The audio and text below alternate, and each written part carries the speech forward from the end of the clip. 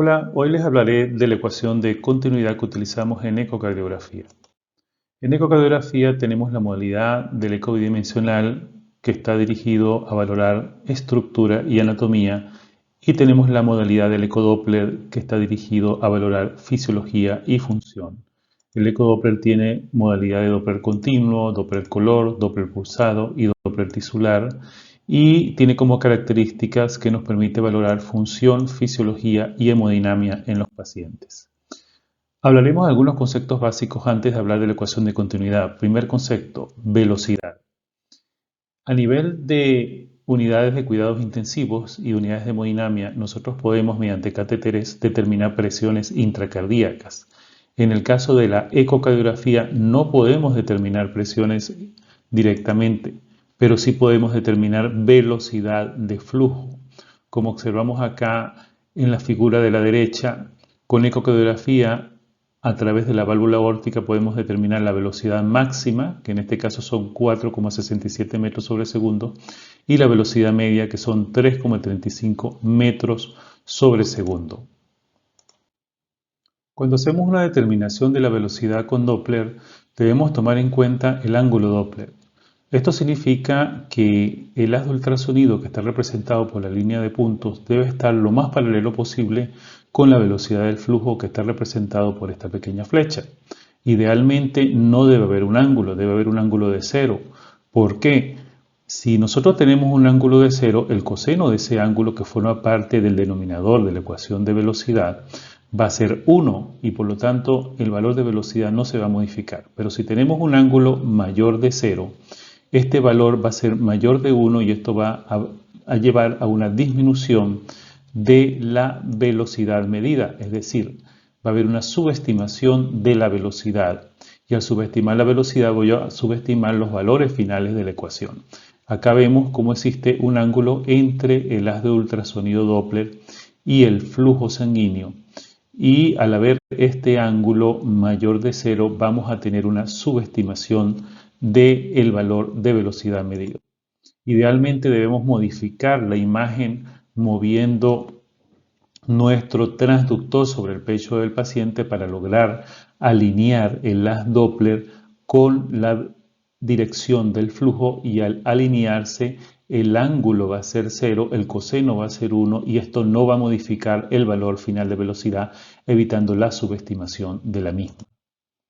¿Cómo determinamos los gradientes de presión? Usualmente el eco no te permite determinar gradiente de presión, solamente te permite determinar velocidad, pero para eso nos ayudamos con la ecuación simplificada de Bernoulli, que es una de las ecuaciones más importantes en ecocardiografía porque nos permite transformar valores de velocidad en valores de presión. La ecuación inicial nos determinaba valor de velocidad en un lugar en relación a valor de velocidad en otro lugar, pero existe una versión simplificada que es la que solemos utilizar, en la cual la velocidad se eleva al cuadrado, se multiplica por 4 y eso nos da la diferencia o gradiente de presión de la misma. Acá estamos viendo una visión apical de 5 cámaras con un flujo a través de la válvula aórtica. Vamos a colocar un Doppler continuo para medir la velocidad de la sangre a ese nivel. Y cuando nosotros medimos velocidad, observen acá en la parte superior izquierda, vamos a obtener un valor de velocidad máxima que es de 4,10 metros sobre segundo y un valor de velocidad media que es de 3,14 metros sobre segundo. Automáticamente el equipo nos da gradiente máximo y gradiente medio de presión y esto lo hace a través de la fórmula de Bernoulli simplificada. Acá podemos ver cómo con la fórmula de Bernoulli simplificada, obteniendo la velocidad máxima, yo la elevo al cuadrado, la multiplico por 4 y obtengo un gradiente pico. Y si tengo la velocidad media, que es nada más que el promedio de todas las velocidades, y la elevo al cuadrado y la multiplico por 4, voy a obtener un gradiente medio.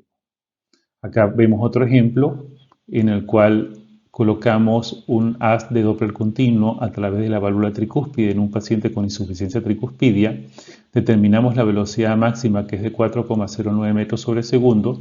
¿Y qué hacemos? Aplicamos la fórmula de Bernoulli, la elevamos al cuadrado, la multiplicamos por 4 y eso nos debe dar el gradiente máximo, que en este caso es de 66 milímetros de mercurio y que nos va a servir para la determinación de la presión sistólica de la arteria pulmonar.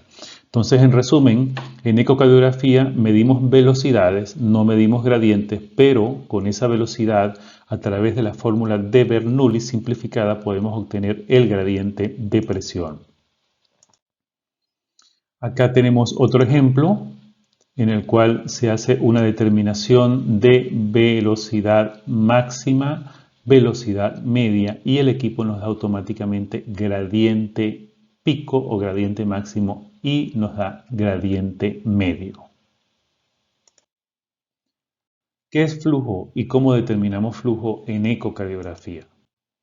El flujo no es nada más que la cantidad de sangre que pasa por un lugar determinado del corazón en un momento dado, como por ejemplo el volumen de sangre que pasa a través de la aorta o volumen latido, es decir, la cantidad de sangre que expulsa el corazón en cada latido. Para nosotros calcular flujo nos basamos en la fórmula del cilindro. El cilindro, para yo obtener el volumen del mismo, vamos a aplicar la fórmula que sería el área de la base por la altura del mismo. En el caso del cilindro, el área de la base, que tiene una forma de un círculo, sería el área del círculo. Y la fórmula del área del círculo es pi por radio al cuadrado. Si yo determino el área de esa base del cilindro y la multiplico por la altura del mismo, voy a saber el volumen del cilindro.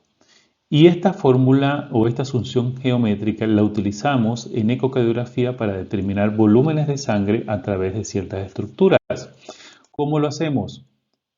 En este caso, colocamos la forma del cilindro a nivel del tracto de salida y raíz aórtica, y allí vamos a determinar el área del cilindro, que sería el área del tracto de salida, y esta la obtenemos con el diámetro del mismo, y luego lo multiplicaremos por la altura para obtener la cantidad de sangre o flujo de sangre que pasa por acá en un momento dado. El área del tracto de salida, que es la misma área de la base del cilindro, sería pi por radio al cuadrado. Sin embargo, nosotros en la ecocardiografía no medimos radios, medimos diámetros, y el radio es igual al diámetro dividido entre 2. Sustituimos en la ecuación, posteriormente sustituimos pi, que sería 3,14 multiplicado por el diámetro al cuadrado dividido entre 4, y al simplificar la fórmula nos quedaría que el área de esa base del cilindro, es decir, el área del tracto de salida, sería igual a 0.785 multiplicado por el diámetro del tracto de salida elevado al cuadrado.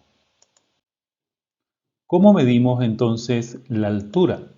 La altura del cilindro va a estar representada por la cantidad de sangre que se desplaza en esa zona en un latido en un momento dado, y eso equivale a la integral velocidad-tiempo o VTI.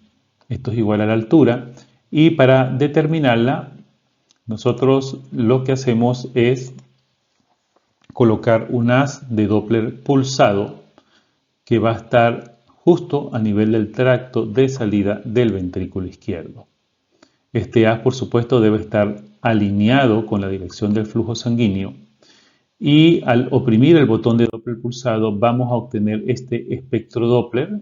Le vamos a hacer un trazado, y al realizar el trazado vamos a obtener el valor de VTI del tracto de salida, que equivale a la altura de la columna de sangre o la altura del cilindro. Aquí lo podemos observar, VTI del tracto de salida 20,4 centímetros, y la integral de la velocidad pues nos va a representar el desplazamiento de la sangre, se mide en centímetros y se calcula automáticamente el equipo al hacer el trazado del borde del espectro Doppler en la imagen de 5 cámaras con Doppler pulsado justo a nivel del tracto de salida. De tal manera que, teniendo el área del tracto de salida o el área de la base del cilindro por la integral que nos representaría la altura del cilindro, tendríamos el flujo de sangre, es decir, el volumen de sangre que pasa por esa zona en un momento dado. Acá vamos a ver un ejemplo. Esto es una visión de eje largo para external donde estamos midiendo el diámetro del tracto de salida, que se mide justo donde están anclados los velos aórticos en mesosístole con la válvula aórtica abierta de borde interno a borde interno, y nos da un valor de 2,2 centímetros. Y al colocar el Doppler pulsado a nivel del tracto de salida, obtenemos este espectro Doppler, le hacemos un trazado y vamos a obtener el BTI del tracto de salida, que nos representa la altura del cilindro, con un valor de 17,1 centímetros. Por lo tanto, podemos determinar el flujo aórtico con la fórmula área por integral. Acá sustituimos, flujo aórtico sería igual al área del tracto de salida, cuya fórmula es 0,785 por el diámetro elevado al cuadrado, multiplicado por el BTI del tracto de salida obtenido con Doppler pulsado. Nuevamente sustituimos 0,785 por el diámetro, que sería 2,2 elevado al cuadrado, por el BTI del tracto de salida, que sería 17,1, y al resolver la ecuación nos da un valor de 64,9 ml. Eso equivale al volumen sistólico o volumen latido o cantidad de sangre que pasa por el tracto de salida en un momento dado. De esta manera podemos hacer la determinación de flujo a nivel de una área determinada del corazón. Ahora bien, cuando nosotros hacemos la determinación del área del tracto de salida, asumimos que tiene una forma circular y utilizamos el área del círculo. Sin embargo, cuando vemos el tracto de salida con tomografía, no siempre es circular. Generalmente tiene una forma ovalada. Y cuando yo estoy midiendo en el tracto de salida del ventrículo izquierdo el diámetro, realmente es este diámetro que aparece en amarillo el que estoy midiendo. En este ejemplo en particular, si determino el área del tracto de salida midiendo el diámetro que está en amarillo, que es el que usualmente realizamos, nos va a dar un área de 3,8 centímetros cuadrados.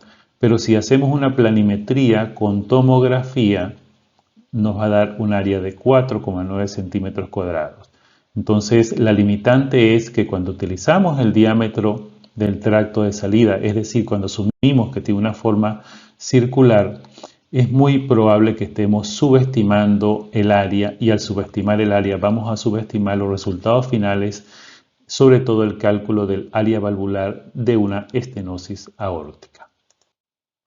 Ahora bien, antes de conversar de la ecuación de continuidad, tenemos que hablar del principio de conservación de la masa. Acá vemos válvula mitral, válvula aórtica, válvula tricúspide, válvula pulmonar, y el flujo a través de todas esas válvulas, como podemos observarlo en la última columna, es similar.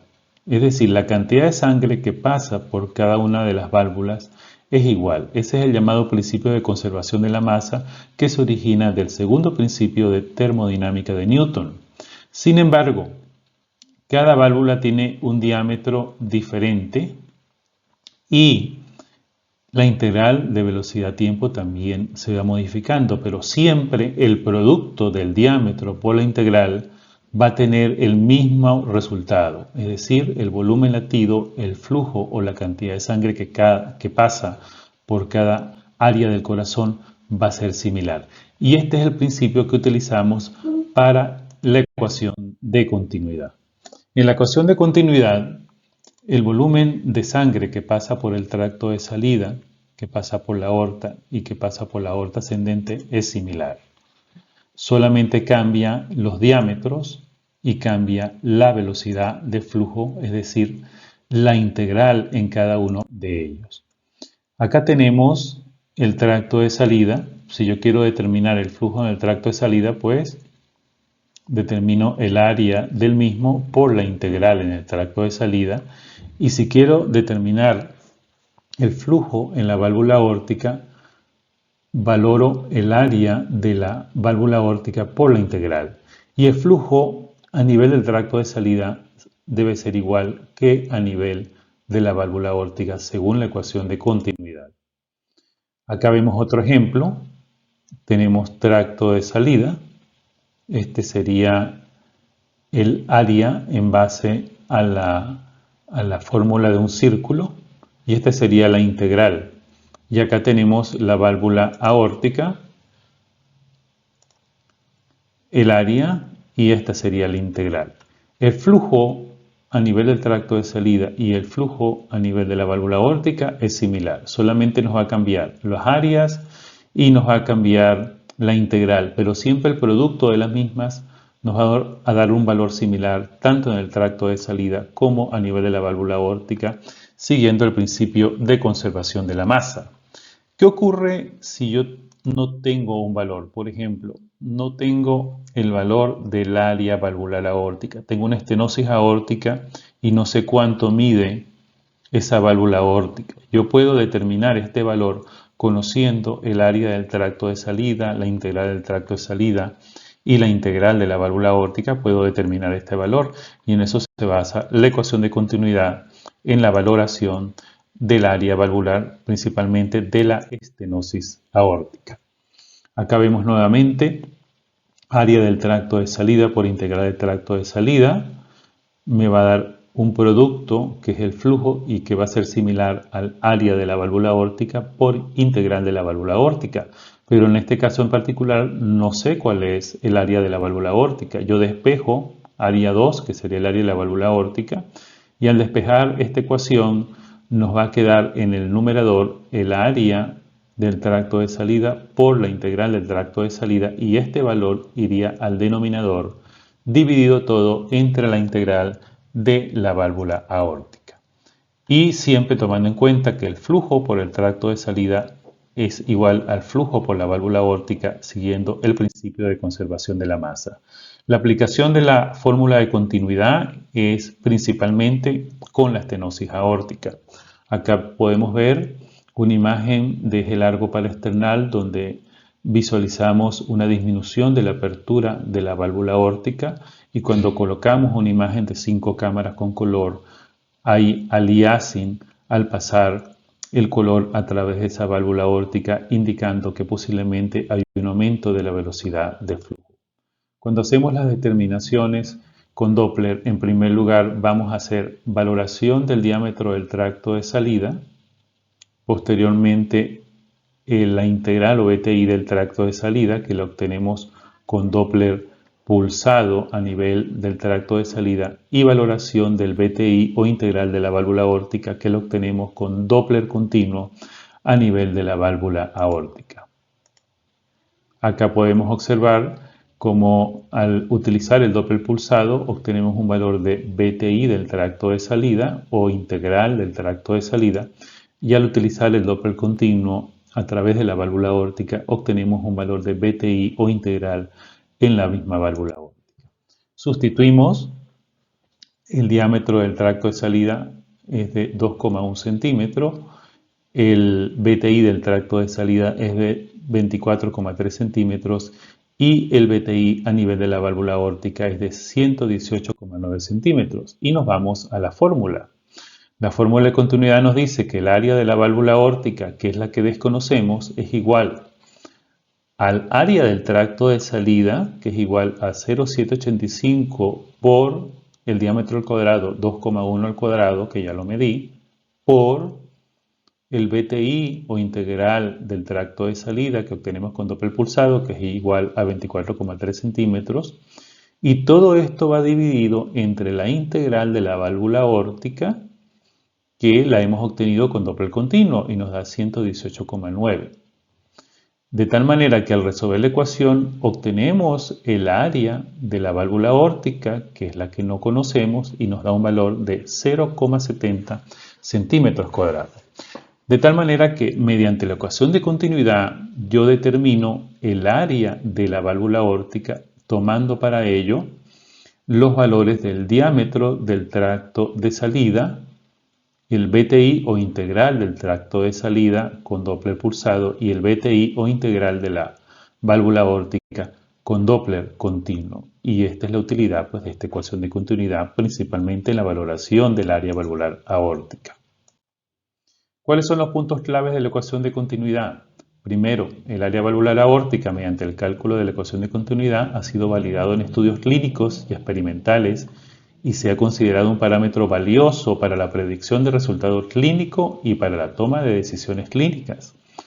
Una fuente común de error en la medición del gradiente es la alineación incorrecta del haz acústico, lo que subraya la importancia de utilizar múltiples ventanas acústicas para la evaluación Doppler de onda continua en la estenosis aórtica. Y una limitación importante de la ecuación de continuidad estándar es la asunción de una forma circular del tracto de salida. Debido a que el área del tracto de salida es más o menos elíptica, puede subestimarse y en consecuencia también se subestimarán el flujo y el área valvular aórtica.